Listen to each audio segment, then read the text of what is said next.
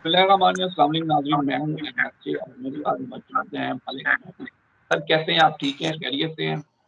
अल्लाह का शुक्र है। आप बताएं कैसे हैं। तो अल्लाह का बड़ा करम, बड़ा आसान। थोड़ी सी बात हम यूएसए से कर लेते हैं शुरू। यूएसए के हालात कैसे हैं? हर पाकिस्तानी की ख्वाहिश भी है दिल में कि वो यूएसए जाना चाहते हैं। कल ट्रंप की रैली पे हमला होता है, बाल बाल वो बच जाते हैं, लेकिन उनके कान को गोली लगती है। कुछ हालात ट्रंप के भी इमरान खान जैसे ही लग रहे हैं, लेकिन अब मकबूलियत उनकी भी बड़ी इजाफा हो गया। आप यूएसए में होते हैं, थोड़ा सा हमें बताइएगा फिर यूएसए के हालात के बारे में भी, एस्ट्रोलॉजी के हवाले से। अच्छा, एस्ट्रोलॉजिकली तो मैं आपको बताऊंगा, लेकिन मैं आपको वैसे बता देता हूँ कि अमेरिका में जो है ना, गन्स आप आम रख सकते हो। इधर लाइसेंस बड़ी आराम से मिल जाता है, और उसके ऊपर साइलेंसर भी लग सकता है आपको। मतलब साइलेंसर का मतलब जो आप शूट करते हैं तो आवाज़ नहीं आती। तो ये चीज़ें यहाँ बहुत आम है। आपने हमेशा ग्रीन ग्रास तो आपको दूर से दिखती है, लेकिन उस ग्रास में कौन से सांप है वो किसी को भी नहीं पता चलता। वो जब यहाँ लैंड करते हैं तो पता चलता है यहाँ पे भी कोई आसान नहीं है रहना। तो हालात इतने अच्छे नहीं हैं, और मेरे ख्याल से हमने शायद एक आधा वीलॉग में डिस्कस भी किया था ट्रम्प के बारे में, मुझे याद नहीं है। हम काफ़ी वीलॉग करते रहते हैं। तो मैंने आपको जैसे कहा था कि अगर आपको याद होगा कि जुलाई का महीना अगर ट्रम्प सरवाइव कर जाएगा तो वो इलेक्शन में खड़ा हो सकता है, और अच्छे अच्छे तरीके से ये बाउंस बैक करेगा। तो ये जो हादसा हुआ है, यहाँ के लोगों में थोड़ी इंसानियत ज़्यादा ही है, मैं आपको ऑनेस्टली बताऊं। जैसे भी हैं वो इंसानियत के जो होते हैं उनके साथ हिमायत करते हैं। तो कोई खिलाफ हो या साथ हो, यहाँ पे इंसानियत की बहुत हिमायत है। तो इसकी वजह से ट्रम्प को बहुत हिमायत मिलेगी। तो जैसे उसका मुश्किल वक्त चल रहा है, मुझे लगता है कि आने वाले टाइम में भी ऐसे हादसा किसी और प्रेसिडेंट वगैरह के साथ भी हो सकता है दुनिया में। क्योंकि मैंने आपको बोला है कि प्रेसिडेंट जो जो हायर पोजीशन में है, वो काफ़ी एक स्ट्रेस माहौल में है, और उनके ऊपर कुदरती जो है ना सितारे गर्दिश ज़्यादा ही कर रहे हैं। तो अलबत्ता ये है कि आने वाले वक्त में जो अमेरिका की इकॉनमी है वो काफ़ी डाउन होगी, और ये हादसात ऐसे दिखेंगे, खुदा ना खास्ता ज़लज़ले, सैलाबी हालात और तूफ़ान, ये बहुत नॉर्मल रहेगा अमेरिका में। तो और अभी भी मैं जब बात कर रहा हूँ आपसे, तो एक एरिया में वहाँ पे एक तूफ़ान आ रहा है, वो भी आने वाला है एक आधे दिन में। तो ये तो यहाँ बहुत नॉर्मल है। तो जो आपको जैसे पता होगा, अप्रैल में यहाँ पे एक सोलर इक्लिप्स भी लगा था, जिसकी वजह से ये हादसा बहुत ज़्यादा अमेरिका कनाडा में आपको सुनने को मिलेंगे।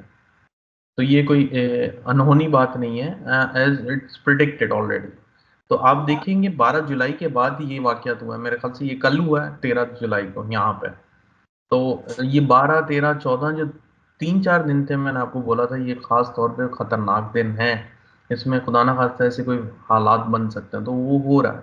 But I hope and pray कि ऐसा और ज्यादा मसले ना बने। सर जिस तरह आपने हमें गाइड किया, पाकिस्तान में जिस तरह टैक्स की नफाज हो रहा है, अमेरिका में तो बात करें तो वैसे ही टैक्स बहुत ज्यादा है, लोग जो पे करते हैं। तो इकॉनमी आपने कहा अमेरिका की डाउन होगी, तो उस इकॉनमी डाउन होने से पाकिस्तान में कोई असरअंदाज होगा? डेफिनेटली पाकिस्तान पे नहीं, पूरी दुनिया पर होता है। अमेरिका को अल्टीमेटली सुपर पावर नहीं है, मानते भी नहीं है, लेकिन एक वो जो भरम है वो है उनका। अगर डॉलर स्ट्रांग या वीक होता है तो पूरी दुनिया की इकॉनमी में फर्क पड़ता है। और अगर आपको याद होगा तो मैंने ख्याल से एक दो वीलॉग में मैंने आपको डिस्कस भी किया था कि आने वाले 3 महीने में स्टॉक मार्केट क्रैश हो सकती है। तो मुझे ऐसा लगता है कि आने वाले वक्त में पाकिस्तान की स्टॉक मार्केट पे भी बहुत असर होगा। तो डेफिनेटली ये डाउन साइड जाएंगी मार्केट्स। तो डेफिनेटली अगर इनका असर पड़ेगा तो कमोडिटीज ऑफ कोर्स उसके जो ऑपोजिट चलती है वो बढ़ेगी। तो आपने शायद देखा होगा कि कमोडिटीज अब बढ़ना शुरू हो गई हैं ऑलरेडी। गोल्ड सिल्वर इनके प्राइसेस ऊपर जा रहे हैं। तो ये तो फैक्ट है कि आने वाले 2 3 महीने में एक झटका लगने वाला है स्टॉक मार्केट पे। सर ये झटका लगने वाला है। पाकिस्तान के हालात की थोड़ी सी बात कर लूं, आप बड़ी देर से कह रहे थे कि लोग सड़कों पर होंगे, लोग वाकई सड़कों पे हैं। उस तरह सड़कों पर तो नहीं है, लेकिन पिंडी में धरना हो रहा है तरीके लबैक का। उन्होंने धरने का ऐलान किया हुआ है अपने मुतालबे मानने तक। कोयटा में हालात खराब है, कोयटा में कल कर्फ्यू था। मीडिया में उस तरह खबरें नहीं आ रही, लोग सड़कों पे किसी ना किसी तरह तो लोग सड़कों पर है। आने वाले हालात में आप मजीद हालात को खराब होता हुआ देख रहे हैं?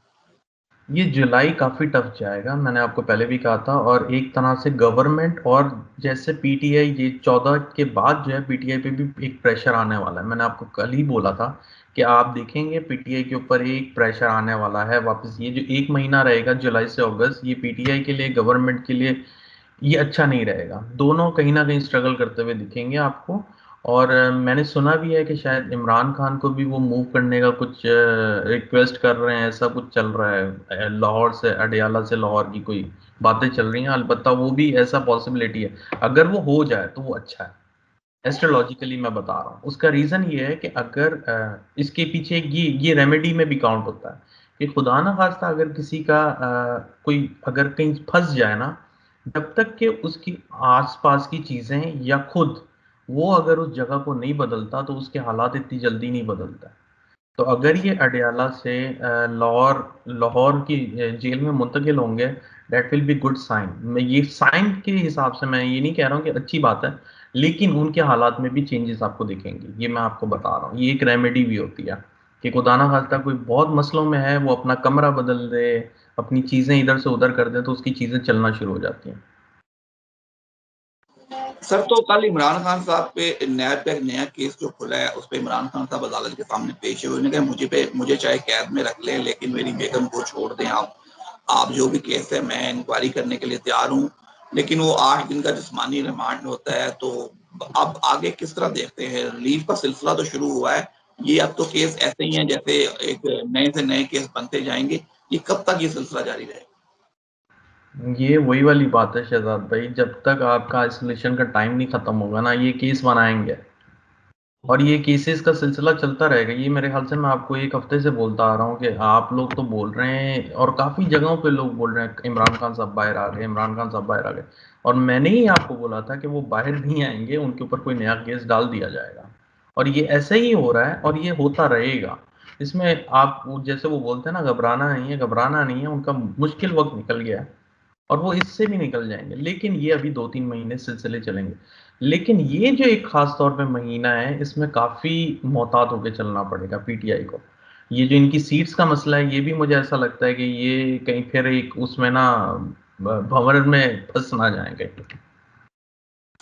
सर तो अभी नवाज शरीफ साहब ने कल एक बयान दिया। उन्होंने कहा कि जी सारे मुश्किल फैसले हम करें और लाडला भी तक कोई और हो।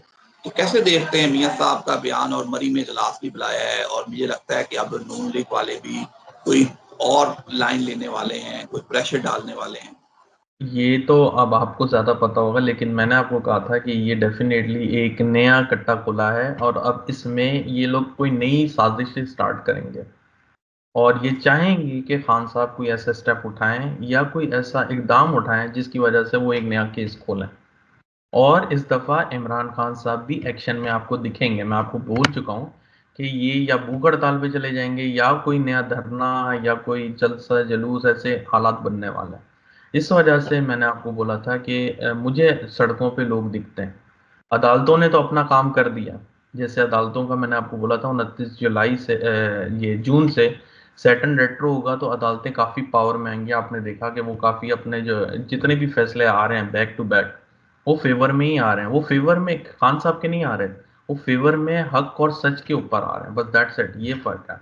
इसी तरह अगर लोग आते हैं आगे आपको मतलब खान साहब के लिए या लोग बाहर निकलते हैं, तो आपको नजर आएंगे डेफिनेटली इसमें भी मेजर एक चेंज नजर आने वाला है आपको। तो नवाज शरीफ साहब आपको अभी ये पिक्चर में इसलिए नजर आ रहे हैं, एक तो आपकी ख्वाहिश थी काफी अरसे से कि नवाज शरीफ नजर नहीं आ रहे, तो आपके अजीम लीडर आ गए हैं।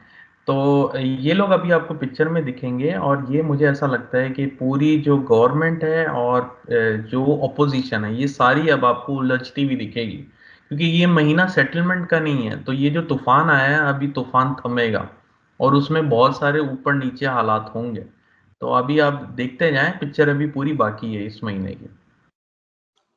सर असल में दो हमारे जो सारे थे, उन्होंने हमारे सब्सक्राइबर, उनके सवाल भी थे। और सवाल उनके ये थे कि आपने प्रेडिक्शन की थी कि सीटें कोई दरमियानी फैसला आएगा। उसमें मैं थोड़ा सा उनको वजाहत कर दूंगा, फैसला वाकई दरमियानी है। असल में तो सुन्नी इत्तेहाद गया था, सुन्नी इत्तेहाद को सीटें मिली नहीं, पीटीआई को मिली हैं। सर ने यही कहा था कि कोई नया कट्टा खुल जाएगा और मुल्क में एक नया कट्टा खुला है। कानून को किस तरह पेश किया गया। मुस्लिम लीग नून वाले कह रहे हैं कि आइन की गलत तशरीह की गई है और एक नई बहस छिड़ी हुई है कि सुप्रीम कोर्ट में एक आइन की गलत तशरीह की हुई है। सर, आने वाले हालात, जिस तरह अभी पाकिस्तान में प्रॉपर्टी का बिजनेस है उसको ठप होने वाला है कि जिस तरह उस पर टैक्स लगा है, क्या देखते हैं कि पाकिस्तान में प्रॉपर्टी के बिजनेस वाकई ठप होने वाला है? शहजाद भाई, प्रॉपर्टी का बिजनेस तो बहुत बड़ी प्रॉपर्टी वाला, मतलब कोई बड़े मालदार लोग हों वही कर सकते हैं, नॉर्मल लोग तो नहीं कर सकते। अभी तो हर चीज का ही कारोबार ठप है ना। प्रॉपर्टी क्या, हर चीज का कारोबार ठप हुआ है। तो ये हर कोई स्ट्राइक पे जाएगा। मैंने आपको यही कहा है कि हर कोई अपने अपने सेक्टर से, जैसे पेट्रोलियम का एक आपको सुनाई दिया जब पेट्रोल वालों ने हड़ताल कर दी थी, फिर उसके बाद मेरे ख्याल से आटे का बोराना है, उन्होंने स्ट्राइक कर दी। अभी ये आपको हर इंडस्ट्री में आपको स्ट्राइक दिखेंगी। और ये इनकी वजह यही है कि गवर्नमेंट ने अपने पैरों पे कुल्हाड़ी मार दिया, जिसकी वजह से ये सारे मसले उठ रहे हैं। और ये अगर ये नहीं मारते तो आवाम कैसे बाहर आती। ये एक प्लानिटरी पोजीशन होती है। इन सब चीजों की वजह से ये चीजें आपको आगे प्रिडिक्ट करने में आसानी होती है, या आप प्रिडिक्ट कर सकते हैं कि ये हालात होंगे। सर बिल्कुल, थैंक यू सो मच। इंशाल्लाह हम कल फिर आपसे रहनुमाई लेते रहेंगे। तो एंड पे कोई मैसेज हो तो जरूर शेयर कीजिए। जी, मैसेज यही है कि आजकल काफ़ी मैरिटल प्रॉब्लम आ रहे हैं, जो मुझे कांटेक्ट करते हैं लोग, और वो काफ़ी मसलों में दिखते हैं।